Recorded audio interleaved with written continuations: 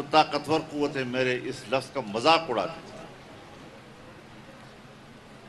اور میں نے یہ بھی کہا تھا ان سے کہ اگر آج آپ قبائل کے عوام سے نہیں پوچھیں گے تو کل کشمیر ہڑپ ہو جائے گا، اور ہندوستان وہاں پھر کشمیری عوام سے نہیں پوچھے گا۔ پاکستان کا استصواب رائے کا موقف دھرا کا دھرا رہ جائے گا، اور وہی ہوا۔ اگر اس طرح بین الاقوامی طاقتیں جبر کی بنیاد پر کمزور قوموں پر اپنے فیصلے مسلط کرتی ہے اور ہماری مقامی اسٹیبلشمنٹ کو دباؤ میں لا کر اپنے ہی قوم پر جبری فیصلے مسلط کرتی ہے، آپ بتائیں پھر ایسی قوم کا مستقبل کیا ہوگا؟ کیا آپ حاصل کر سکیں گے؟ تو میں تو ظاہر ہے کہ جو شکایتیں آج آپ کر رہے ہیں، میں نے اپنا حق ادا کیا ہے، میں نے یہ ساری باتیں آپ سے کہی ہیں۔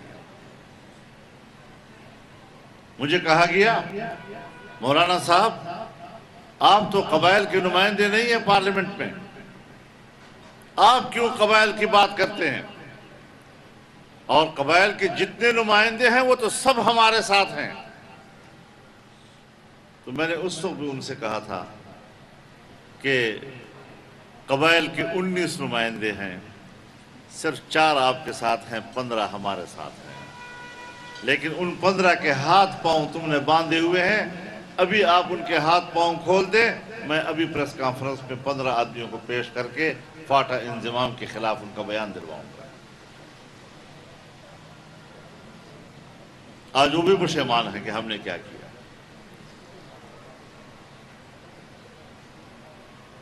مجھے کہا گیا کہ قبائل کا نوجوان چاہتا تھا، قبائل کا یوتھ یہ چاہتا تھا۔ تو میں نے کہا قبائل کی یوتھ کی 3 تنظیمیں ہیں، ان 3 تنظیموں میں 2.5 میرے ساتھ ہیں، آدھی آپ کے ساتھ ہیں۔ آپ اس آدھی کو آگے آگے کر رہے ہیں، اور 2.5 تنظیمیں جو ہمارے ساتھ ہمارے موقف کی حمایت کر رہے ہیں، اس کو آپ کیوں نہیں سننا چاہتے؟ اب امریکہ میں اس کو کیوں نظر انداز کر رہے ہیں؟ تو یہ رائے کا ایک اختلاف ہوتا ہے، لیکن رائے کے اختلاف کا فیصلہ عوام کرتی ہے۔ جب پارٹیوں کے اندر رائے کا اختلاف ہوتا ہے تو پارٹی کا کارکن فیصلہ کرتا ہے،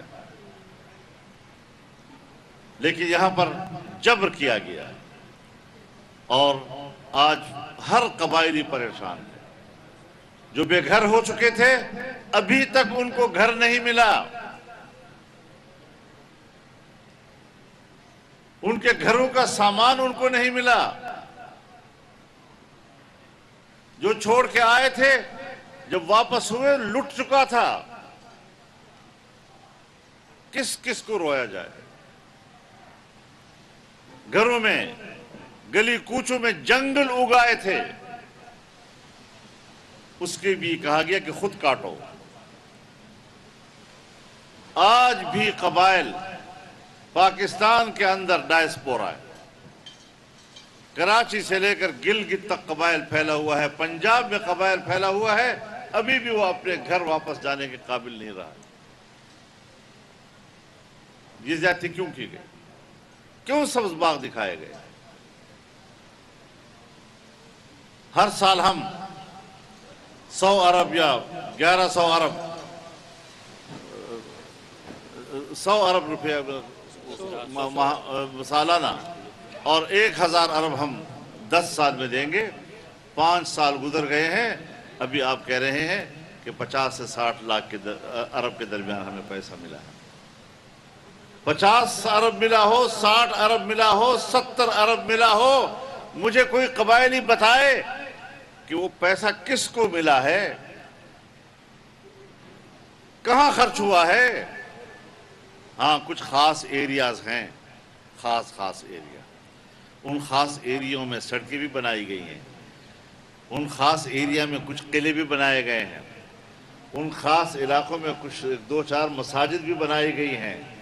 جب دنیا کے وفود آتے ہیں تو وہیں لے جاتے ہیں ان کو دکھانے کے لیے، دیکھو قبائل نے کتنی ترقی کر لی ہے۔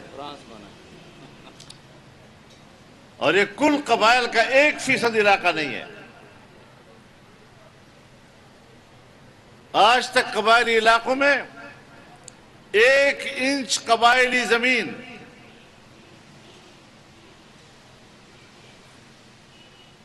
اس کا پٹوار نہیں ہوا، وہ بندوبستی نہیں بن سکی، پٹواری وہاں نہیں جا سکتا، زمین کی تقسیم نہیں ہو سکتی وہاں پر۔ 6 نسلوں سے جو زمین اور ہمارا خاورہ ہمارا مشترک چلا آ رہا ہے، آج کس بنیاد پر آپ اس کو تقسیم کریں گے؟ اور کیا یہ خصوصی سٹیٹس جو قبائل کو حاصل تھا دنیا میں کسی اور ملک میں حاصل نہیں ہے لوگوں کو؟ 70-80 ممالک ہم گنوا سکتے ہیں کہ جہاں ان ملکوں کے اندر مختلف علاقوں کے سٹیٹس مختلف ہیں، لوگوں کی سہولت کے لیے ان کو اپنی مرضی کے مطابق زندگی گزارنے کی اجازت دی جا رہی ہے، لیکن ہم مظلوم ہیں۔ میں نے جب کہا عوام سے پوچھو، مذاق اڑاتے تھے، قبائل کون ہوتے ہیں کہ ہم ان سے پوچھیں گے؟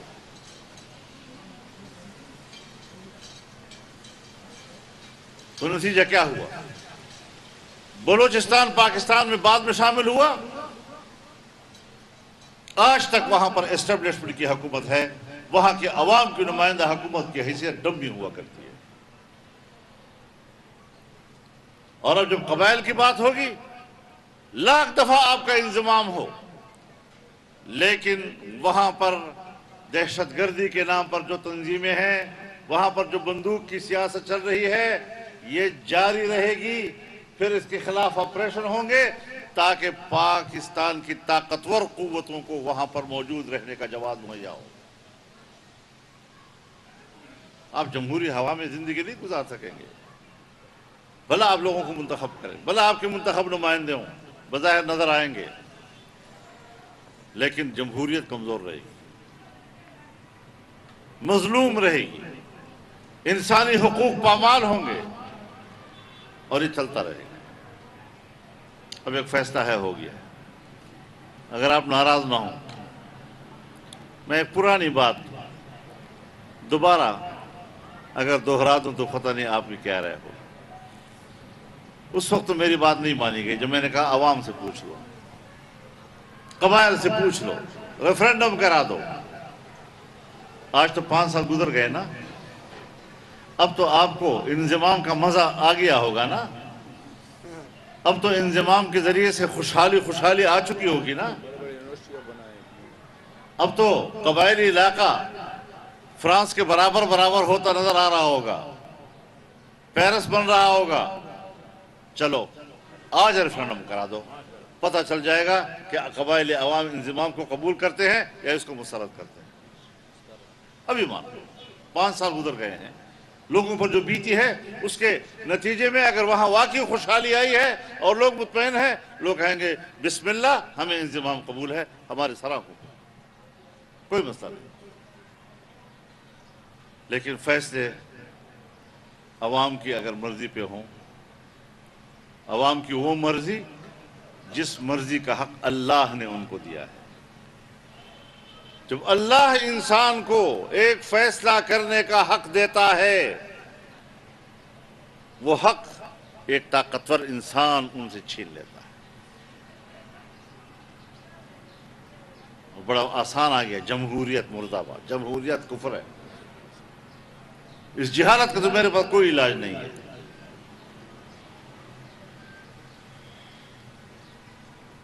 یہ چیزیں ہیں ہماری نظر میں، اور اب آپ کے پرابلمز آ گئے ہیں، جو آپ کا انڈسٹریل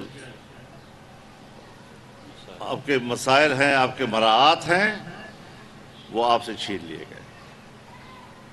تو اسی صوبے میں گدون انڈسٹریل زون کیوں بیٹھ گیا؟ دی ہوئی مراعات آپ نے چھین لیے ان سے۔ پھر یہی مسئلے پیدا ہوتے ہیں کہ یہ ظلم صرف ایک علاقے کے ساتھ کیوں ہوتا ہے، یہ زیادتی ایک زبان بولنے والوں کے ساتھ پاکستان میں کیوں ہو رہا ہے، یہ زیادتیاں ایک خاص قومیت کے ساتھ کیوں ہو رہی ہیں؟ تو ظاہر ہے وہ نعرے لگائیں گے، چیخیں گے، چلائیں گے، اپنے حقوق کی بات کریں گے۔ یہ پریشانیاں ہیں۔ اب ظاہر ہے جو ملک کو اقتصادی لحاظ سے تباہ کر گیا، انڈسٹری کو تباہ کر گیا، انڈسٹری تباہ ہوتی ہے تو پاکستان کی پیداواری صلاحیت گرتی ہے، اور جب پاکستان کی پیداواری صلاحیت ختم ہوگی تو پھر آپ بتائیں بازار میں کہاں سے مال آئے گا، مارکیٹ میں کیسے مال آئے گا؟ عام آدمی کی خرید کے لیے اگر جیب میں پیسہ ہو بھی تو مال نہیں ہے، اور جب آئے گا تو طلب زیادہ ہوگی، رسد کم ہوگی، مہنگائی بڑھے گی۔ تو یہ وہ مسائل ہیں اس وقت جو قبائل کے حوالے سے ہمیں درپیش ہیں۔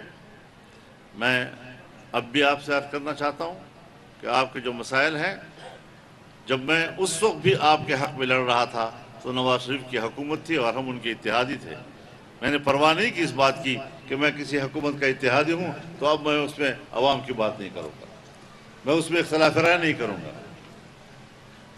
اور انشاءاللہ اب بھی میں آپ کی آواز اپنی حکومت کے اقتدار کے ایوانوں تک پہنچاؤں گا، اور میں اپنی کوشش پوری طرح ہمارے آپ کے ساتھ ہوگی۔ ہم جس طرح پہلے آپ کے صف میں تھے، آج بھی آپ کے صف میں ہیں، ہم پہلے بھی آپ کی جنگ لڑ رہے تھے، آج بھی آپ کی جنگ لڑیں گے، اور آئندہ بھی انشاءاللہ آپ کے شانہ بشانہ اور قدم بقدم آپ کے ساتھ ہوں گے۔ اللہ تعالی ہمیں توفیق عطا فرمائے۔